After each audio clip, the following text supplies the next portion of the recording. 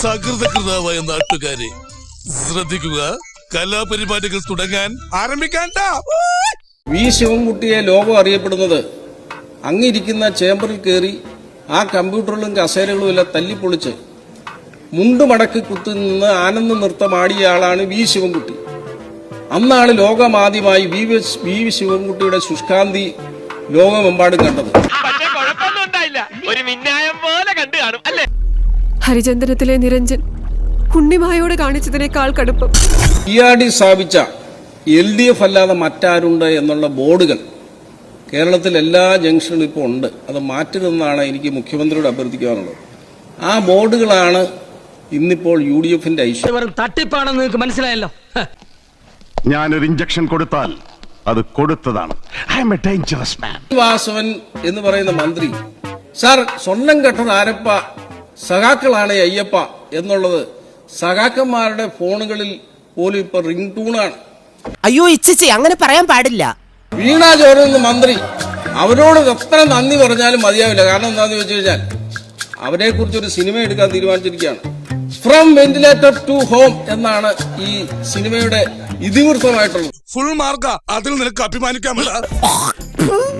കാരണം ലോകത്താദ്യമായി വെന്റിലേറ്ററിൽ നിന്നും ഡിസ്ചാർജ് ചെയ്ത് വീട്ടിലേക്ക് പോയ ആദ്യത്തെ ആളാണ്.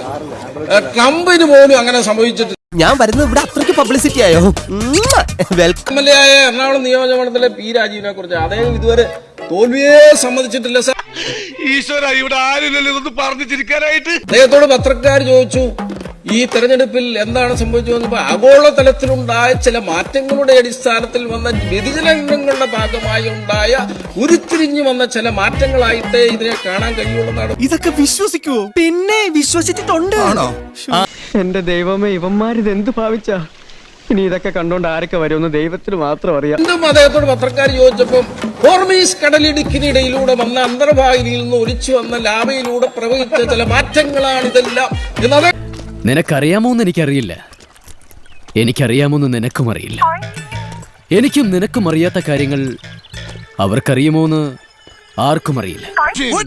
പത്രക്കാർ ചോദിച്ചു ഈ കളമശ്ശേരിയിൽ എന്തുണ്ടായി എന്ന് ചോദിച്ചു. ആ കളമശ്ശേരിയിൽ എന്തുണ്ടായെന്ന് ചോദിച്ചാൽ പറഞ്ഞു തോറ്റിട്ട് ജയിക്കുകയും ജയിച്ചിട്ട് തോക്കുകയും ചെയ്യുന്ന ചില പ്രതിഭാസത്തിന്റെ അടിസ്ഥാനത്തിൽ റിട്ടേണിംഗ് ഓഫീസർ കൊടുത്ത ഒരു സർട്ടിഫിക്കറ്റിന്റെ സാങ്കേതികമായ അടിസ്ഥാനത്തിൽ ചില മാറ്റങ്ങൾ സംഭവിച്ചതായിട്ട്. അത് തികച്ചും താർക്കികമായ ചോദ്യമാണ്, ആർക്കും മറുപടി പറയാൻ പറ്റാത്തൊരു ചോദ്യം.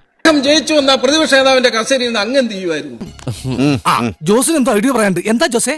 വ്യക്തതയില്ലായ്മയുടെ കാര്യത്തിൽ സ്പീക്കറെ കളിയാക്കാൻ പാടില്ല. തങ്കപ്പെട്ട മനുഷ്യനാണ് കേട്ടോ. അനീതി എവിടെ കണ്ടാലും അപ്പൊ എതിർക്കും. അത് എതിർക്കില്ലല്ലോ. പക്ഷെ മാഷെ കരടിയെ പേടിച്ച് പുലിമലയെ ചെന്ന് കയറിയ പോലെ ആവരുത്. ഇല്ല, അങ്ങനെയാണല്ലോ, അങ്ങനല്ലേ പറഞ്ഞേ. അങ്ങനെ അത് മനസ്സിലാവത്തില്ല, അത് ചെറിയാൻ പാടില്ല. ഞങ്ങൾ പറഞ്ഞു ഇവന് ഇടയ്ക്കായിട്ട് ഇച്ചിരി ഉപദേശം കൂടുതലാണ്. എലിമിനേഷൻ റൗണ്ടിൽ പുറത്തായതിന്റെ ഷോക്കാ കുട്ടിക്ക്. ഇത്ര സ്പീക്കറെ പറഞ്ഞതുകൊണ്ട് പറഞ്ഞതാണ്. പറയുന്നത് ശരിയാവുന്നില്ല, വ്യക്തമാവുന്നില്ല എന്നല്ല ഉദ്ദേശിച്ചേ. ചീറ്റിപ്പോയല്ലേ? എന്ത് ചീറ്റിന്ന്? കുട്ടികളെ കുറിച്ചാണ് ക്ഷമയുടെ കേന്ദ്രമായിരിക്കണം.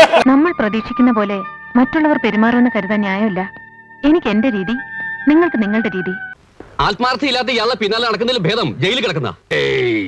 കിട്ടേണ്ടത് കിട്ടിയപ്പോ ഈ കാര്യം മനസ്സിലായി.